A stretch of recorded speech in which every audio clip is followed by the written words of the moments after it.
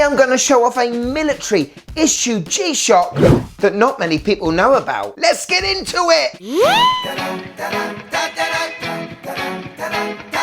Yes, and welcome to the MADWATCH Collector Show. Today I'm going to show off a very special G-Shock that seems as if it's been forgotten about. And even though the watch seems to be discontinued, you can still find it for around £50–60 on the likes of Amazon. There have been 4 G-Shocks that were officially approved and issued by the US Navy. The DW5600, the DW6900, the DW6600, and the one I'm going to show you today. Now, even though this watch was released in the early 2000s, it was still being issued to the Navy and SEAL cadets up until 2010. So why haven't many people heard of it? Is it because the watch was never worn on the wrist of Tom Cruise or Keanu Reeves? This watch certainly has its own personality and character that separates itself from the other 3 issued watches. And I think it's my duty to show it off to you today, give you my wife's opinion at the end, and let's take a deep dive into a certified military G-Shock. Are you G-Shock ready? Let's go!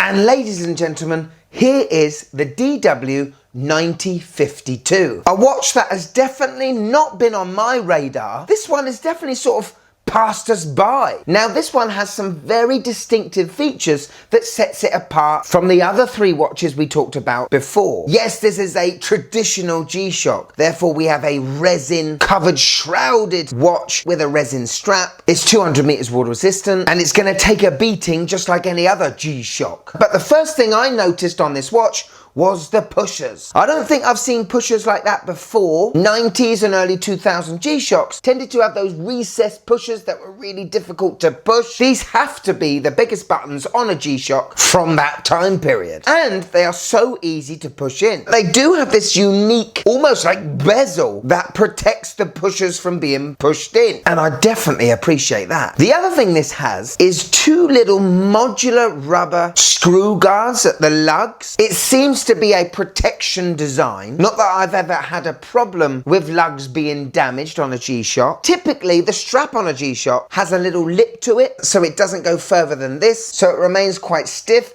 as if you was to drop your watch, the shock would be absorbed by that. This one doesn't have it, but it's these little rubber modular sections that try and do the same thing. Very quirky, not sure it's beneficial, but it's different. Now, this reference I have here has the gold tones to it. Gold G-Shock and the gold G on the electroluminescent button is very subdued, but I really do like it. Looks like it means business. We've got the day, the month, and the day of the month in the top screen. We have a bar in the middle separating the time and the date, and it's basically a countdown animation of up to 10 seconds. We also have a countdown 60-second animation on the left of it. I like the fact that the LCD display is a little bit bluer in between the date and the time. That's really cool. The countdown in 10 seconds looks as if it's printed on the mineral glass on the inside, as well as the 10-second countdown to the bar animation. Anyway, it's a very legible LCD display. The time is very clear. Oh, and look! When you look at it head on, it doesn't fade. That's weird. It's like almost like a 20-year-old watch G-Shock, and it doesn't fade when you look at it head on, unlike your new watches. It's another reason for me why I think this is an absolute must to buy. Whether it's Casio's filters going haywire or them just not spending enough money on legibility, the old G-Shocks and Casios are the better ones. The strap, well, it isn't unusual to your normal G-Shocks. We do have a metal tang buckle, which I do appreciate. Now, powering the watch is a 2-year CR2016 battery. Now, I'm guessing it's going to last a lot longer if you don't touch the electroluminescent button, but I'm guessing this will last longer than 2 years for me. Now, the features to this watch are very basic. We have our time mode, we have an alarm, a countdown timer up to 24 hours, as well as a stopwatch up to 24 hours.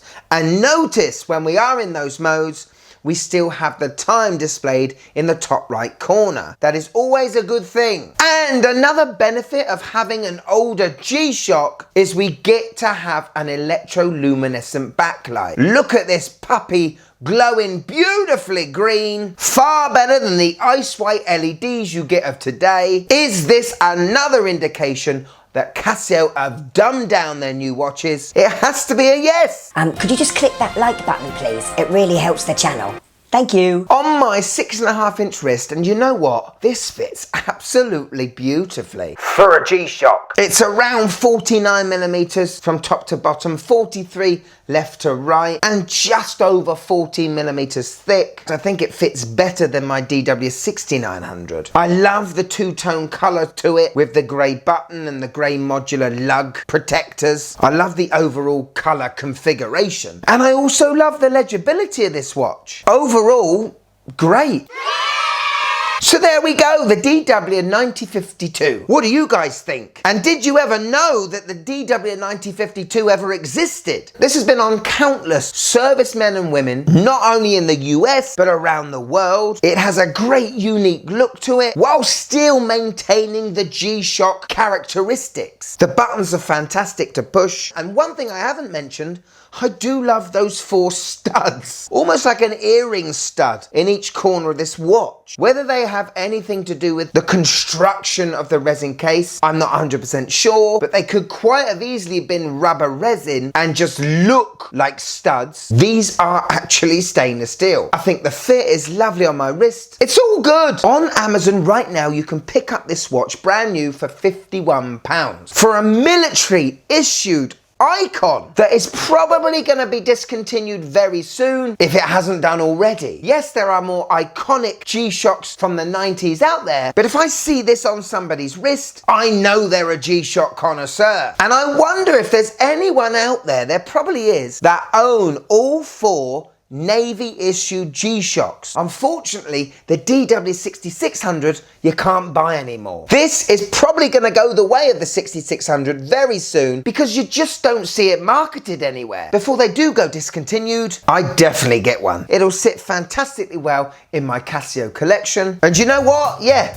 I am on the lookout now for a used DW6600 so I can have the whole Navy collection. Anyone selling a DW6600? So here it is, my wife's views of the DW9052, Navy approved. This isn't that much of a kid's watch. I like the colours on it, it looks serious. It's a bit chunky, but I like the buttons. Not the worst Casio you've ever shown me. If you were on the fence about buying a DW9052, hopefully the wife's thoughts has pushed you over the other side. Get one!